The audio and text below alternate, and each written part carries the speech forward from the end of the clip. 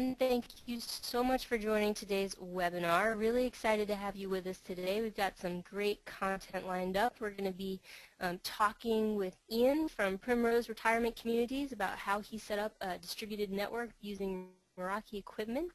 Ian, are you on the call? You there, Ian? Okay, great. Thank you so much. Before we get started, I do have a quick favor to ask of all of you online right now.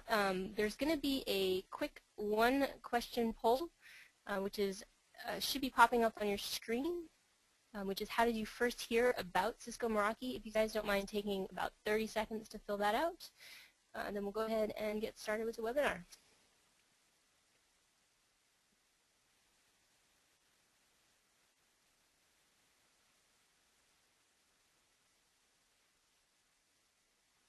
Okay, I see many of you are voting. Thank you. For anyone just joining the call, if you don't mind filling out this quick one-question poll, I'm going to leave it up for maybe 10 more seconds, and then we're going to get started.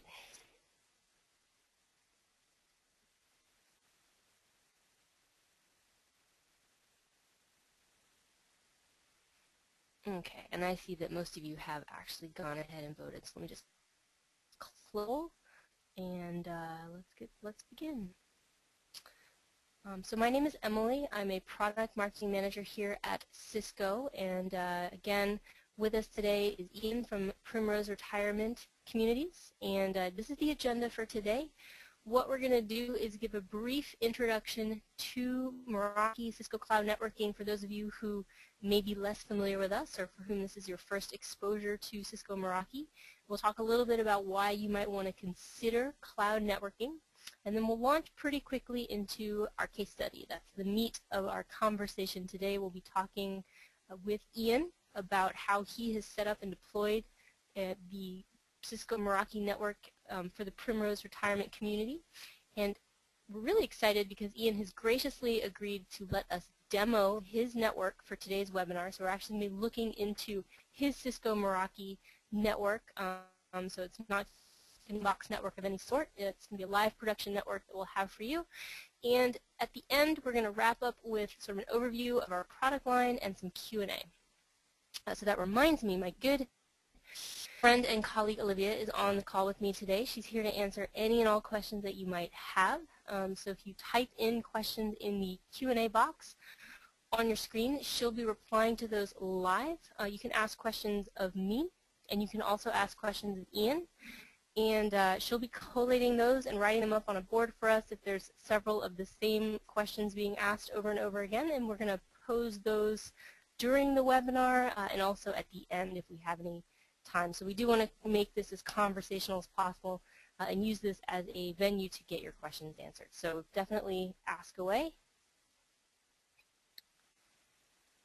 Now I am excited to announce that we have free APs for the qualified IT professionals on call. The AP is 100% free. It's yours to keep and use as you please. It's an 11N access point. We're going to throw in a 3-year cloud management license with it as well, so it will be fully operational. Any of the features that you see demoed today in Ian's network will be available. If you have any questions about eligibility, I would check out the URL at the bottom of your screen there. It's meraki.cisco.com/free-AP. Now, we are going to need you to call and confirm your shipping information with us so that we can send your free AP to you. You should have received a reminder email in your inbox for today's webinar. If you don't see it, definitely check your spam folders. But in that email should be the contact information for your Cisco Meraki rep, and that's who you're going to call to confirm your shipping information with so that we can send you your free AP. All right, so we're due. Let's just give a brief introduction for those of you for whom this is a first exposure to Cisco Meraki. Now, Meraki as a company was founded in 2006 by a research team from MIT. Now, that team was working on a project called the RoofNet project. It was called the RoofNet project because they were literally climbing on top of Cambridge apartment building rooftops, affixing wireless access points to them, and trying to figure out how to manage those over the internet. So you can say we've been in the cloud since day one. That research team, those 3 co-founders of ours are still with us today.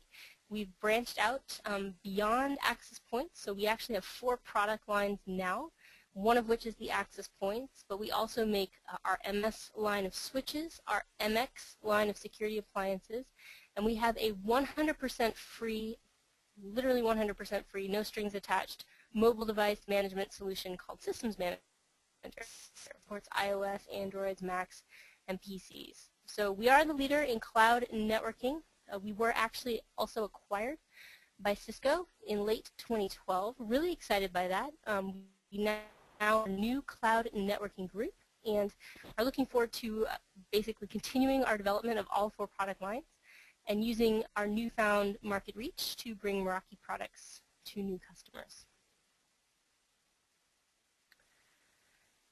Now we are trusted by hundreds of healthcare customers. What you're seeing on your screen is just a small sampling. It's not a comprehensive list of our healthcare clients.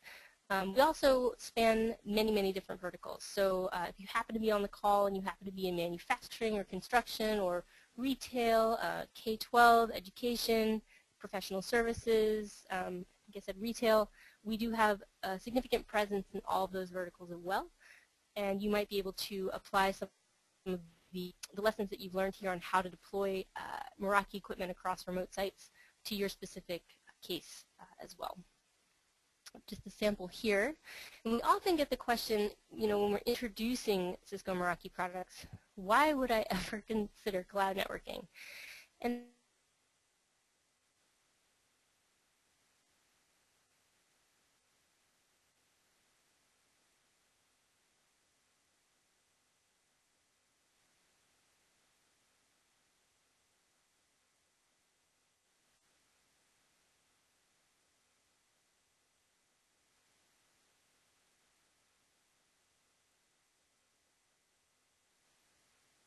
to look at an overview of your network, see all of you in the world they might be, get a very instantaneous sense of health and status for those networks, and from the network view into any specific appliance.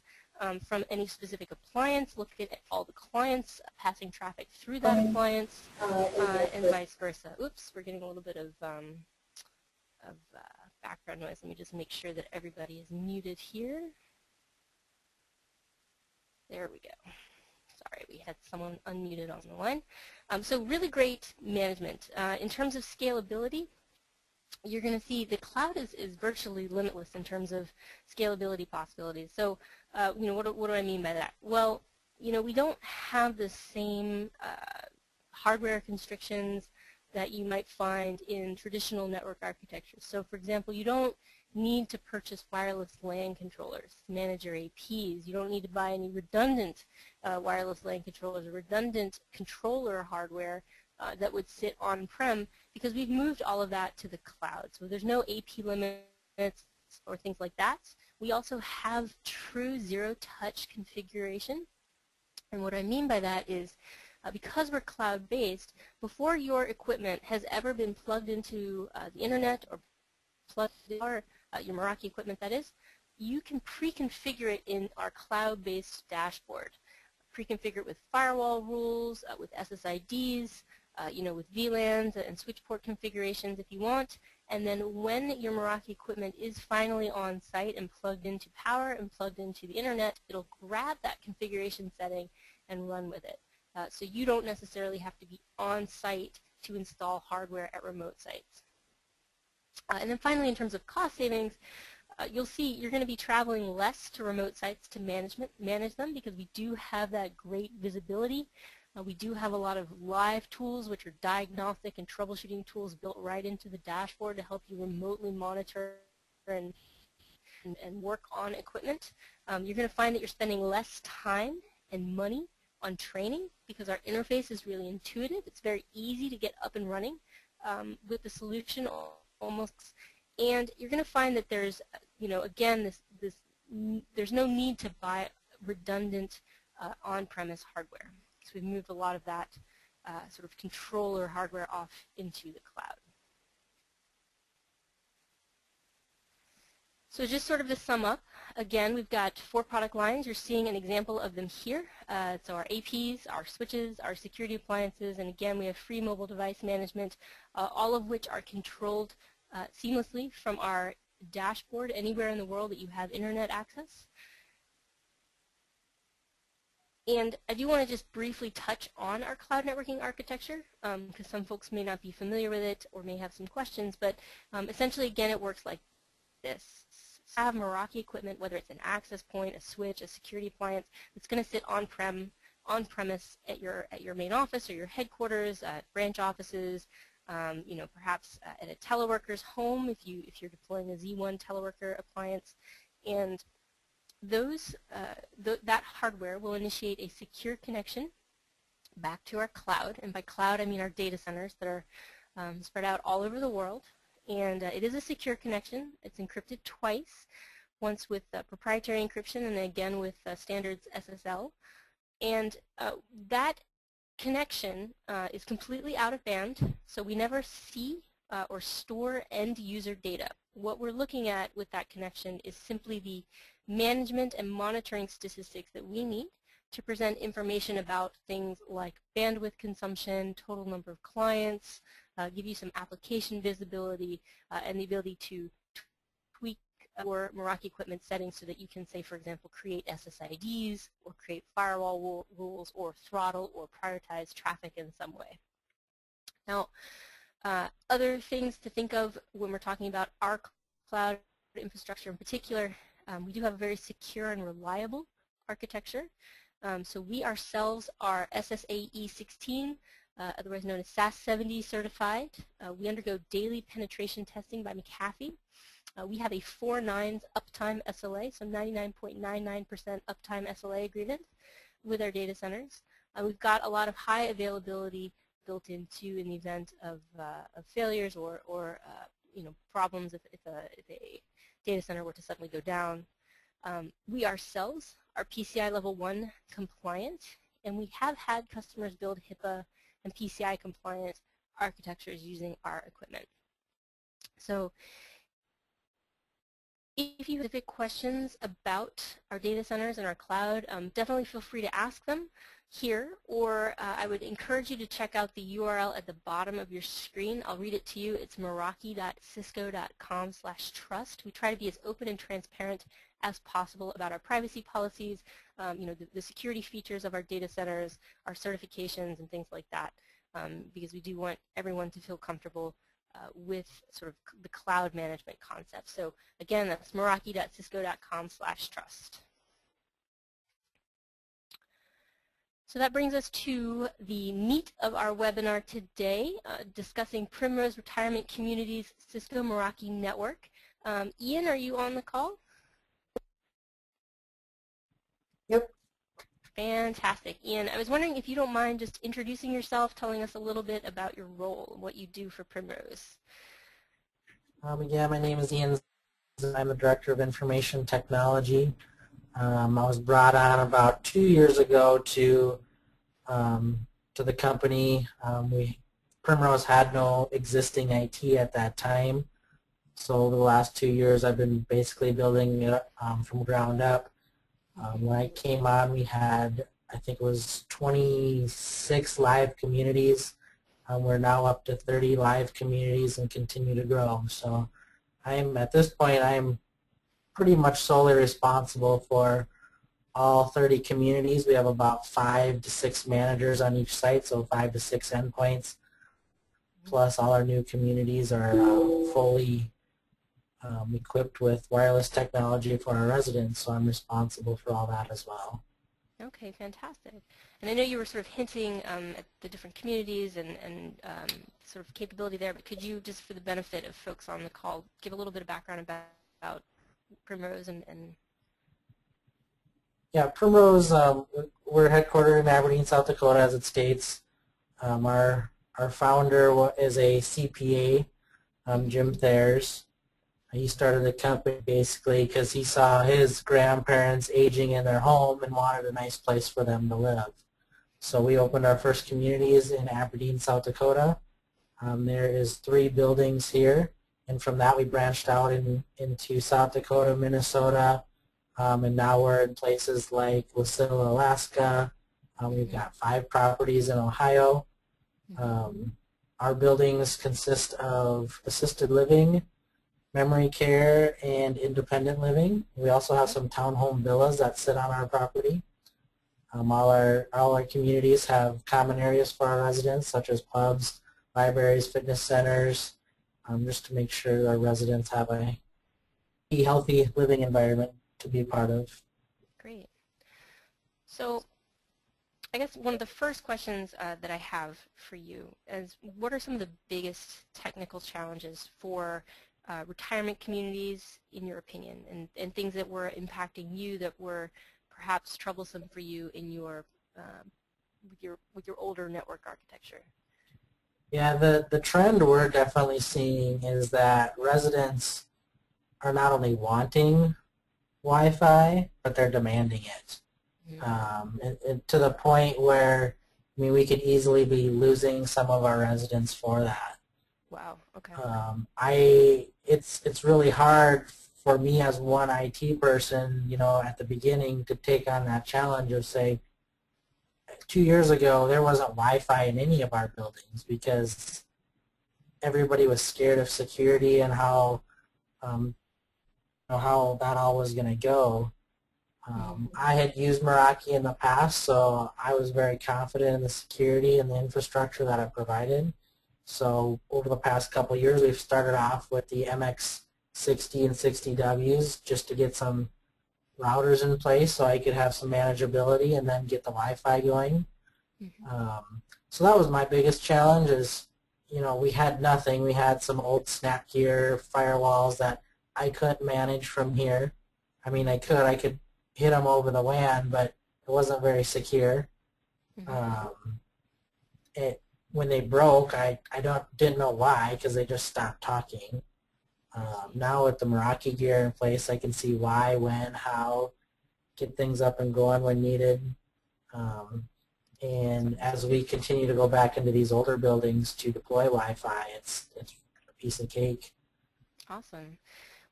One of the questions I always want to ask folks, and it sounds like you had been using Meraki prior to your role here, so you knew a little bit about us, but were there any initial concerns about the Meraki solution that you had that were alleviated at all by actually working with the equipment?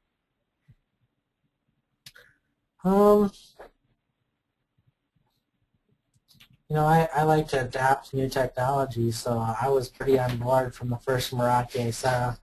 Okay, awesome. I don't know how familiar people are with the professional series of, I think they're called the professional series of Meraki. That was the first gear I had access to where our company kind of did a public Wi-Fi, so we were just plugging in these hotspots all over. And, you know, from that I kind of learned, and then once I found the enterprise gear, it just made sense for any of our small clients we did business with. And as I've learned over time, it just sense for even enterprise level clients. Great, great. So I just wanted to give folks on the call a sense for a typical deployment at one of these remote sites or communities. And it looks like, so we're listing them here, but you have a security appliance typically, but typically a security appliance, it's a branch, wireless capable security appliance. You've got 2 switches, or 3 switches in total, and several different access points. And then you're using our Z1 teleworker appliance for teleworkers, it sounds like. Yep. Do you know how many? Okay, great. And so for folks who are less familiar, we're going to go through and talk in more depth about Ian's configuration on the wired side as well as the wireless side. But I'll just put a plug in here for the teleworker appliance. It's a great little appliance. It can actually do the sort of auto VPN. That's the Site IPsec VPN that we'll talk about in a couple slides, in 3 clicks from the dashboard. But it also has built-in wireless and the ability to do firewalling and shaping and throttling traffic as well. So great little device there. Yeah, and they're very affordable. Yes, yes they are. They're actually really great.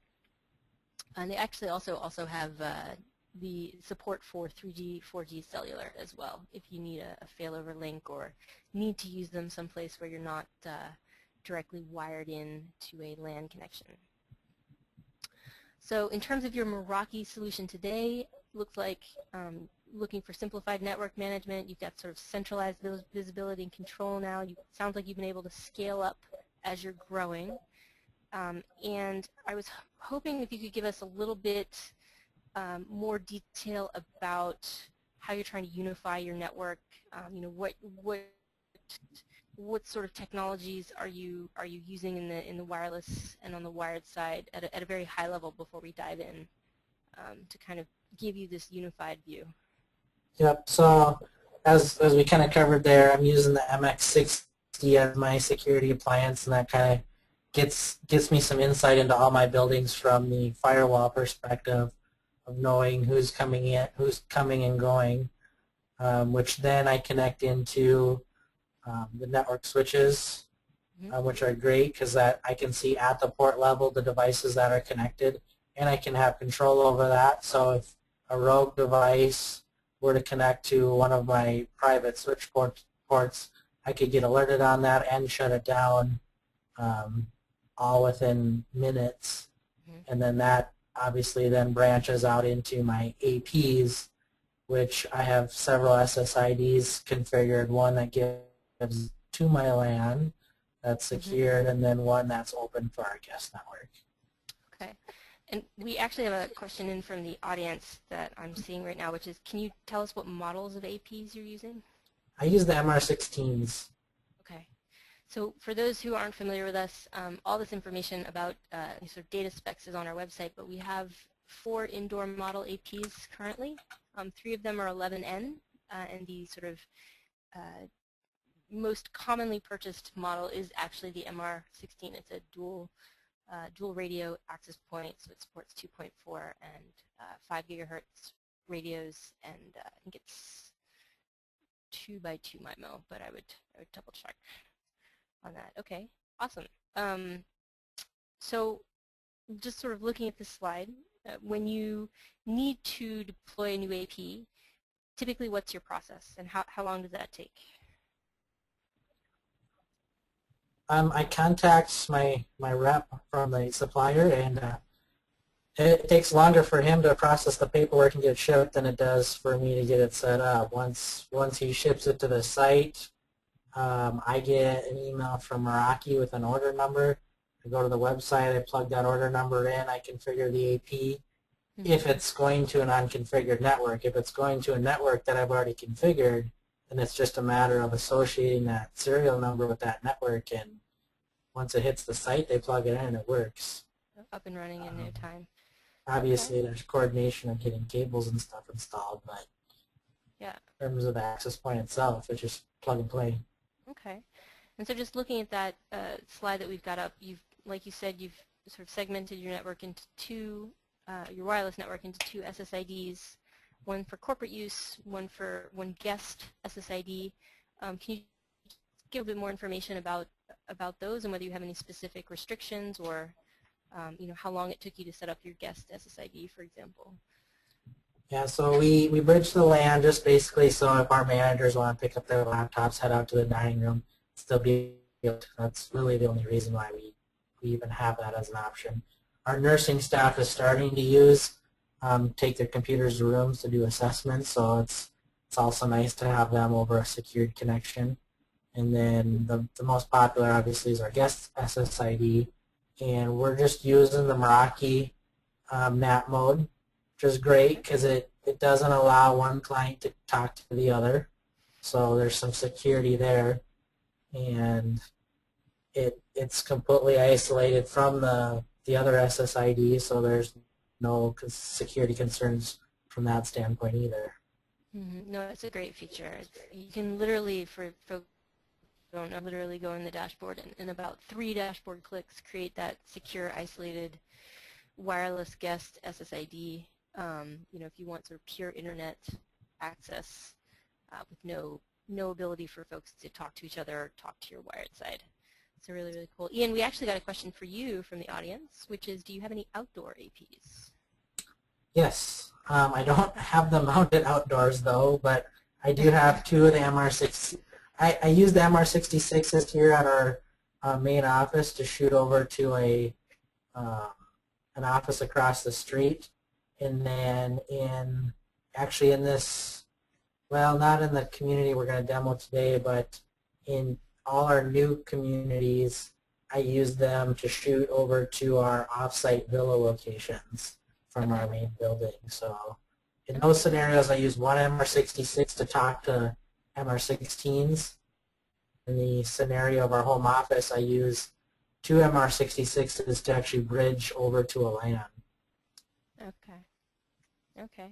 We have a couple more questions coming in as well for you from the audience. One of them is, if you have an estimate or can speak to it, how many clients are you able to service per AP? And again, I guess these are MR16s.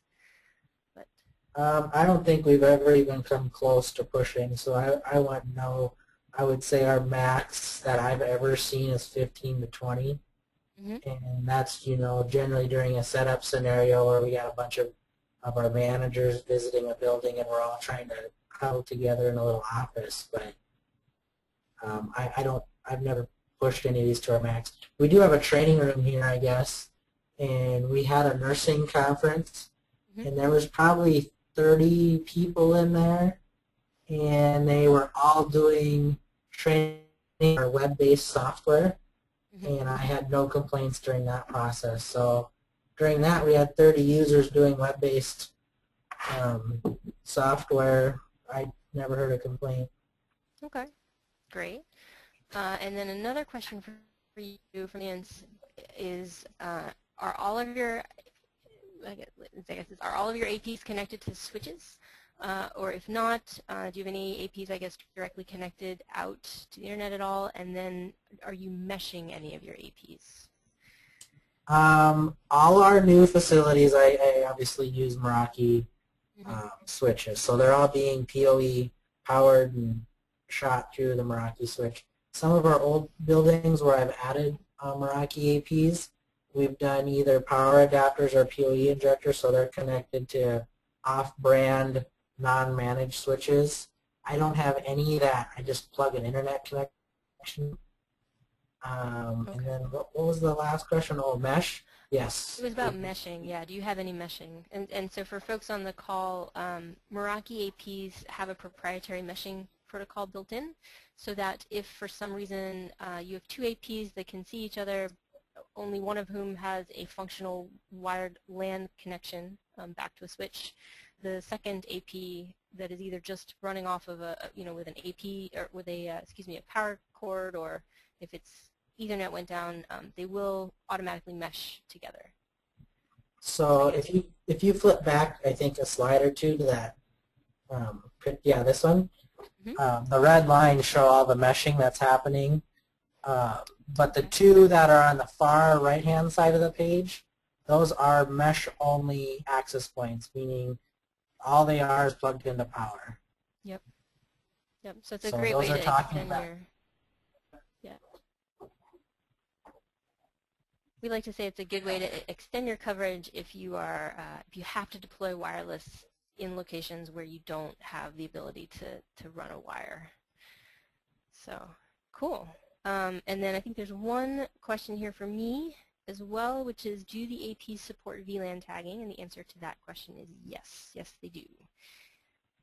All right. So let's move along a little bit and talk about the wired side. Again, folks on the call, keep your questions coming. I see Olivia is avidly typing away. But speaking about the wired side, I want to just pivot and talk about switches. Can you give us a little bit of information about how you've constructed your switching fabric, what you're using, any features in particular that you want to call out?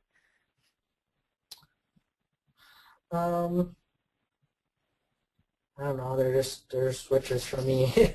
Okay. They're interconnected by fiber. I use the SPF ports to fiber uplink them. At our main office here, I do team ports, so we have hired And then I use all the port management features of being able to see what's connected to what port. It's great if I need to reboot a PoE device. I can just kill the PoE, and we use a lot of PoE cameras, so if I need to reboot a camera, I just kill the PoE to that port and then turn it back on, and the camera's rebooted. Have you ever had to use the remote cable test tool or do a remote packet capture? I have. The remote cable test is really nice. We have actually identified some issues. I'll be honest, it's nowhere near a fluke test, but it does help identify where to start if you're looking for cable issues. So when I do deploy a new building, everything's wired, ready to go. I generally run the cable test to verify there's no failures. In this last deployment, there was one. We went back and identified that it was indeed a cable failure with the fluke, and it helped. I mean, the cable was working, but it was only going to allow 10 megabit traffic just because it was wired wrong. I see. Yep. Great. So pivoting then to the security appliances, can you give us a little bit of an overview of the features you're using there? For those devices, we do use some of the traffic shaping. Our communities primarily talk to each other and talk back to us at the home office via, it's called Microsoft Link. It's basically a video messaging tool. So I've done some traffic shaping to give that traffic priority over the, say a Netflix or something like that. We have a question from someone in the audience who I think is reading the slide and seeing that you're using our site-to-site VPN, which I'll demo when we go through the demo, but it's a really easy, quick way to set up IPsec VPN between MX security appliances. And their question is do you have site-to-site VPN set up with non-Meraki or, I guess, third-party peers? I do not. Okay. So for that questioner, you can actually set that up.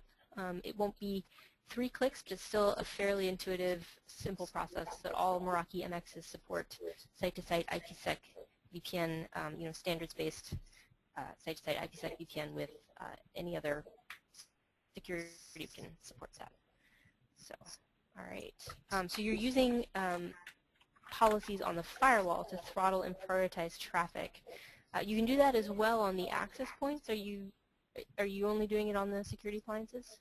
No, I do throttle on my EPs. Especially on my guest SSID, I only allow clients to consume 2 megs at a time. Okay. That's just because we don't have super high-end pipes going to these buildings, so I don't want any one person to consume the whole pipe at once. Got it. Or as you can see in this picture here, we're allowing video and music stuff to only take up 2 meg. Okay. Are you using any 3G, 4G cellular for failover or any other? Yep, we don't use the Meraki integration, but I have a 4G LTE router from Verizon plugged into a secondary port at a couple of our facilities for failover purposes. Okay. And here at our home office, we got a fiber connection plugged into one port and a standard cable modem connection plugged into another. The fiber being the more reliable one, the cable modem being the higher bandwidth one, so we kind of take advantage of the best of both worlds there. Okay, great. Awesome. So I want to move along so we can get to the demo, but I was wondering if you might highlight for us some of your future plans, any sort of Meraki equipment or features that you're excited to test out and deploy in the future. Again, we continue to build 3 to 5 buildings a year, so we'll continue to deploy the switches, and I know Meraki just released a new line of switches that I haven't got to try out yet.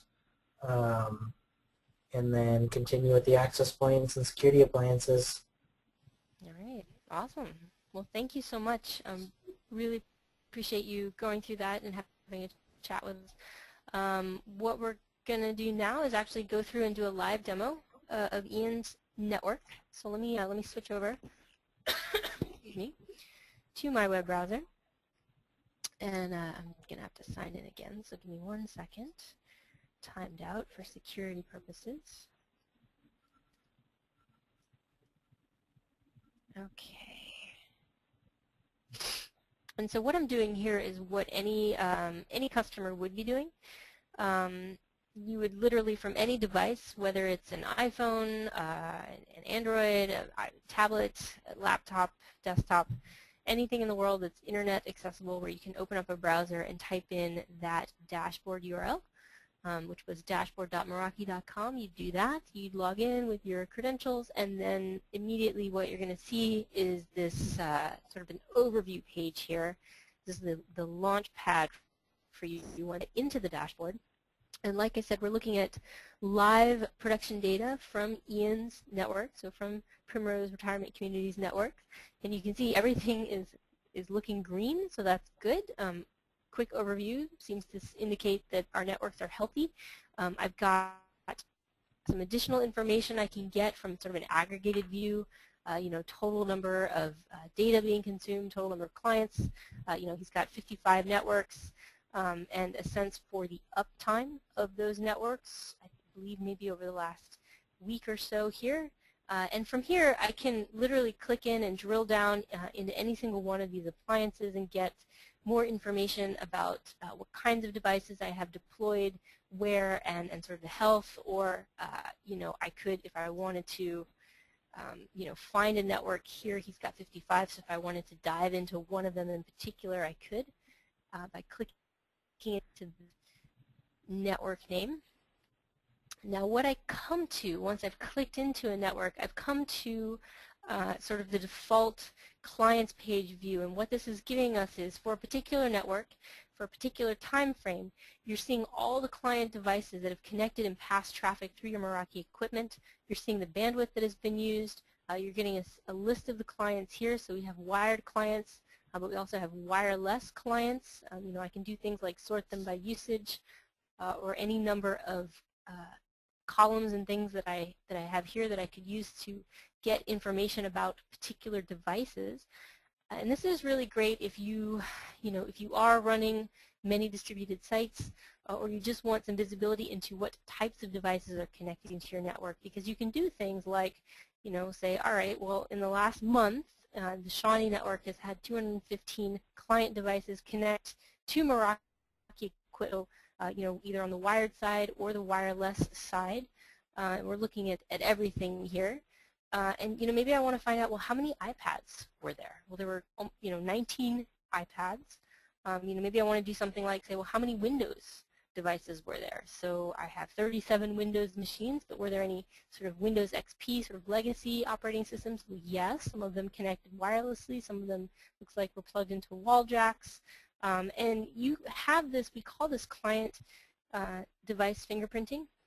You can do things like search by the manufacturer, search by the operating system, search by a description of the device if you wanted to, search by a username if you are integrating your Meraki equipment with a Radius server or Active Directory, for example. I think I said IP address, MAC address, any of those things. So it's a very, very quick way to get some visibility into the types of devices right away. If you wanted to select all iPhones, for example, and apply a policy, you could, or winnow down and from a particular device drill down and get more information about it. Now, similarly, we do application fingerprinting, and now this is interesting. I've not seen this, and I don't know, Ian, if you want to speak to it, but it looks like there's a lot of miscellaneous web traffic to internal servers here. You may want to jump over to the Stillwater network. That one's a better one to look at. Okay. What I've done on the Shawnee network is kind of a newer feature from Meraki, is where you can combine your security appliances, wireless, and switches all into a single view. Mm-hmm. Well, unfortunately, at this site, I have cameras, so they're taking up all my view, and the rest of my application basically getting no attention paid to them because it's all being consumed by terabytes of video moving. So I see. if you do jump, I'm okay if you want to jump over to Stillwater. That one is much cleaner to look at. So let's look at this The guy. top one, the first one. Great. So this is sort of a, okay, thank you. Yeah, this is a little bit more of a typical view that you might see for the applications in any rate. You're getting a sense for what kinds of applications are consuming bandwidth on your network across the wired as well as the wireless side. And one of the benefits of being cloud-based is that Meraki's algorithmically classified and tagged hundreds of websites and applications. We're constantly updating this list as new websites, new applications roll out, and so you don't have to do anything on your end to either have the client device fingerprinting visibility or to have this visibility into application. A client is passing traffic through Meraki equipment. The information that you're seeing on this page is available to you. So it's sorted by type here. We could easily sort by usage and see, okay, well, in this particular network, Netflix, for example, is a very large consumer of bandwidth, and I could click into Netflix as an application. I can get a little bit more information about it and see the top clients that are contributing to this rule. If it were a little bit more of an opaque kind of application, so like maybe miscellaneous web, one of the features that you can enable, and it doesn't look like Ian has, but you can enable a view where you can actually see the specific destinations or websites that are being viewed and the active time spent per client. So it's very, very easy up front quickly to see where your bandwidth is going. And from here, you know, what you do is click into any single client device if you wanted to and get more information about it. So this is a wired Hewlett-Packard Windows 8 device. You know, from a particular application view, we can see high user of miscellaneous web. You can adjust the frame that you're looking at. You can go in and actually apply policies specifically to a single client if you wanted to. And if we had group policies delineated, they'd be listed out here. You could even, if you wanted, find a client device from this from a view like this and say, well, okay, I want to run a packet capture on it. And we've already pre-populated things like filter expressions like the MAC address here, and you can do things like say, all right, well, I'd actually like to stream this capture to CloudShark. So, if you're trying to run a packet capture on a device remotely and all you've got is your iPhone or your iPad and you don't want to necessarily install Wireshark on it, if you can, there's an app for that, but you could stream it to CloudShark, run the packet capture, and then view the packet capture directly from the web. So there's a lot of really great functionality there that you're able to access just from this client's view. Now what I want to do is go into every single Meraki product line here, so the security appliance, the switch, and the wireless. Very, very quickly, we don't have a lot of time, so I'm just going to highlight the killer features of each. The killer feature, I would say, of the security appliance is the site-to-site VPN, and this is definitely something that Ian was telling us he uses. And the way it looks when, and I won't hit save, Ian, so don't worry. The way it looks is, when you take your MX out of the box, you have two of them, one set up at one location, one set up at the other. Site-to-site VPN is disabled, and so what you'll do is you'll come to the first MX, you'll decide whether you want a split or a full tunnel VPN. Then you'll decide whether you want a mesh topology where all of your MXs talk to all of your other MX security appliances, or whether you want a hub and spoke model. So I'll say connect directly to all VPN peers, and you might actually be finished at this point. It depends on your subnets and which subnets you would like to export out across the VPN. But once you have those subnets set up, all you do is you hit save. If you had non-Meraki peers that you want to include in your VPN network, you would add them here. You'd have to type in pre-shared secret and some things like that, but this is how you would connect third-party non-Meraki firewalls to a site-to-site IPsec VPN. And then once you hit save, you're going to start to see all your other VPN peers populate down here. And you can also go in and check them out in the VPN status page, which is also really cool because we have a near real-time heartbeat ping that we send out across your VPN network. So it's very, very easy to see right away sort of the health and status of your VPN and whether or not whether or not any site is down. So here you go. You can see these are repopulating every couple of seconds. This is pretty cool. Now from the switches point of view, I just want to come in here and show you it's very easy to get a list of your switches. So for the Shawnee network, we've got 2 switches here. I could dive into any single switch and come to a configuration page for that switch. Now all of our equipment, whether it's an AP or a security appliance or a switch, will have a page that's similar to this. You'll get information about the device, information about its uptime, possibly a live port panel view, and then here are the live tools. So these are the diagnostic troubleshooting tools built right into the dashboard for you, and they're going to be different for each device type. So the tools here for the switch are slightly different than those from the AP, for example. But this is where you could come in and get some information about your particular switch. The killer feature, though, of the switches is the virtual stacking. So it's a bit of a marketing term, but what I mean by that is, you remember he had multiple switches across all of his sites. That translates into 76 unique switch ports. And it doesn't matter what model switch we're talking about. It doesn't matter where in the world the switch is located. In his Shawnee network, the 2 switches in that network equal 76 switch ports. And he can do things like say, all right, well, I only want to look at ports 1 through 10 across all of my switches. So now I'm down to 20 switch ports. And maybe I only want to find the ones that are trunk. So it looks like there's one port that is ports 1 through 10 that is a trunk port. But there's a bunch of different search criteria that you can use to winnow down a list of switches. And they're also documented on our website. But once you have your list, it's very easy to select them all, hit edit, and then come in and make significant changes such as enabling or disabling spanning tree and PoE. You can apply port schedules if you want your switches to have their ports on or disabled at certain times of the day. You can apply access policies if you want to make sure that only authenticated users or authenticated devices can pass traffic through a switch port. And you can do things like set VLANs for voice and data. So, and you can see at this point we'd be updating 20 ports. So really powerful switching tool. No one else has this. This is available because we are cloud-based. So it's really cool. Now I want to switch over very quickly to the wireless.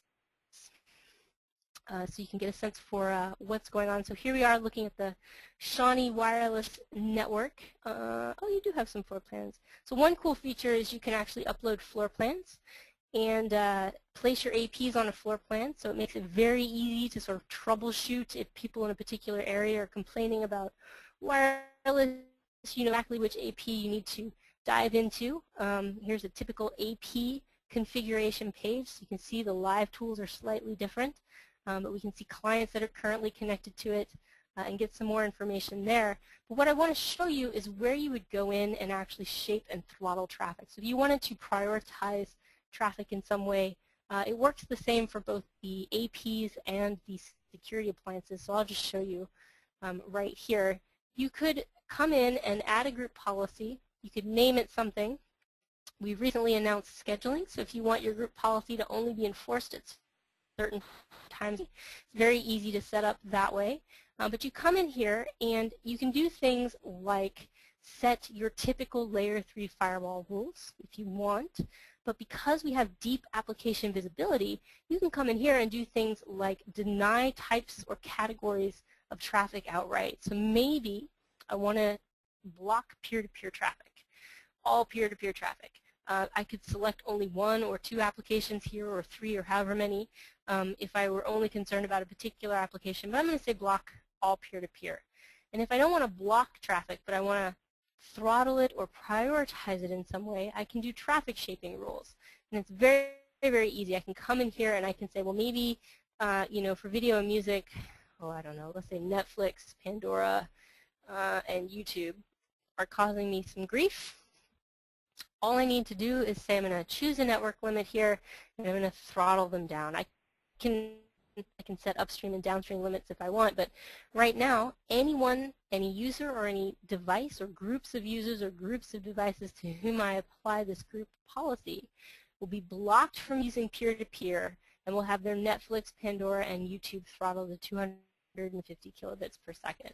So it's as easy as that. If I wanted to actually prioritize these applications, all I would do is say ignore any network limits and make sure that I'd set my device limit to unlimited. And that's how you would set that. So you can set group policies for users or devices, and then on the security appliance side and the AP side, you can also set SSID-wide or site-wide traffic shaping and firewall rules. And I think the last thing I want to show you for wireless is how easy it is to create a guest network. So each AP supports 15 unique SSIDs. They're very, very easy to create. You literally just go into the SSID page, enable an unused SSID and name it something. And then what you're going to do is come here and pick your SSID that you just named. You're going to decide what sort of association requirements you want. Do you want encryption? If so, what kind? Is it a pre-shared key, or are we going to actually be authenticating with a particular radius server or some sort of authentication server? Do you want a splash? So we have a lot of built-in splash functionality that's available to you that you can configure straight from the dashboard. Some sign-on splash pages with all different kinds of ways to authenticate users as well. Excuse me. And then, what you're going to do is come in and decide, all right, do I want NAT mode or bridge mode? And NAT mode is the mode that you would use for isolated secure wireless guest networks. And as you can see, what this does is it basically will cause the AP to deliver unique Class A IP addresses to individual clients so that they can't speak to each other and they can't speak to your actual LAN unless you permit that using firewall rules. So literally in 3 clicks you can set up secure isolated guest networks. So that is probably what I have time for given the demo. I do want to make sure that we get through the rest of the deck and then hopefully maybe have 1 or 2 minutes left for questions. There is a question actually that just came up, which is, do we have layer 7 visibility on the switches? And the answer is yes. So in that client's page that we saw, the view right here, every single piece of Meraki equipment has this. You will always have visibility into the applications that are consuming bandwidth and the types of clients that are passing traffic through your Meraki equipment. So there's no additional cost or fee for this. This is built into all Meraki equipment. That's a good question. All right, so to wrap up, if any of this looks interesting to you, we do encourage you to try Meraki in your own environment. All of our products are available for free eval, and there is no risk to you. We'll pay the shipping both ways. We'll also provide technical support to you if you need it, getting up and running. So give us a call or check out meraki.cisco.com/eval. And just to wrap up with our product lines, again, we make access points. We have indoor and outdoor models. There's a slew of product features that we didn't get a chance to talk about. Some of the highlights are over there on the right. We also make security appliances, a bunch of models of those too, and they scale from sort of small branch security appliance models all the way up to our MX600, which supports thousands of users. So definitely check out our website and get more product-specific details if you're interested there. We make switches.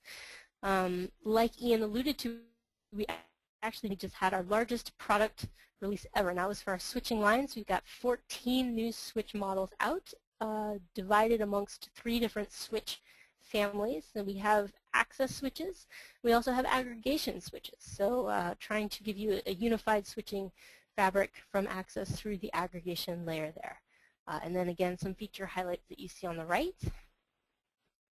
And then finally, we have Systems Manager. So if you really want a truly unified full stack solution, everything from the perimeter of your network all the way down to your mobile devices, I would definitely encourage out Systems Manager, because you're not going to have to log into a separate console or interface to have that visibility into your mobile devices provided to you. You'll get a lot more granular insight into your mobile devices if you do deploy Systems Manager, and there's a lot of awesome control from feature and security restrictions to app deployments and all sorts of things that you can do with Systems Manager. So you can get started with that anytime at meraki.cisco.com/sm. Okay, that wraps up the presentative portion of this. We have maybe 2 to 3 more minutes left. I'm just going to pause briefly and ask Olivia what sort of questions she's seeing so we can ask those and give you some answers. So hold on one sec. I'll be right back.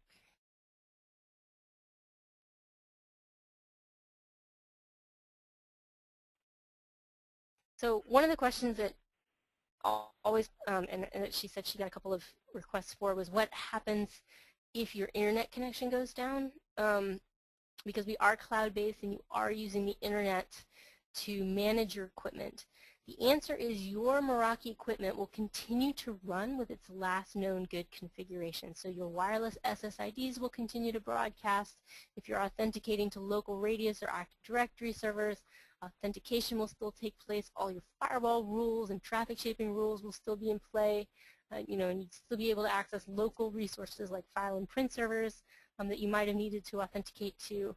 But you will not be able to, of course, go out to the internet and log into dashboard.meraki.com to tweak your configuration settings.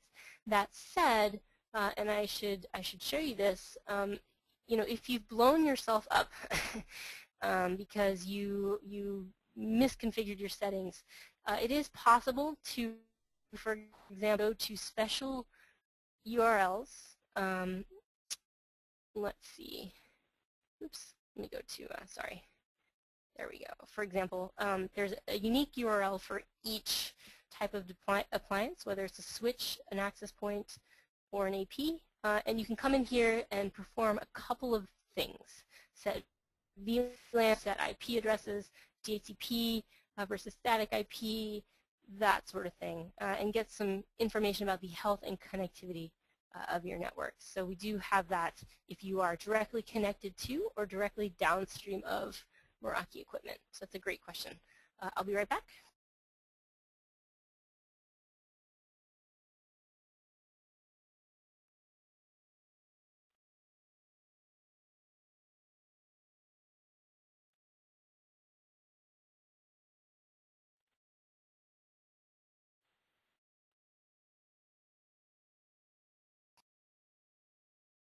So Ian, one really quick question for you to wrap up. Olivia said she got a couple of questions about how you decided to place your access points. Can you speak to that? Ian, are you there? Oh, sorry. I had to unmute myself.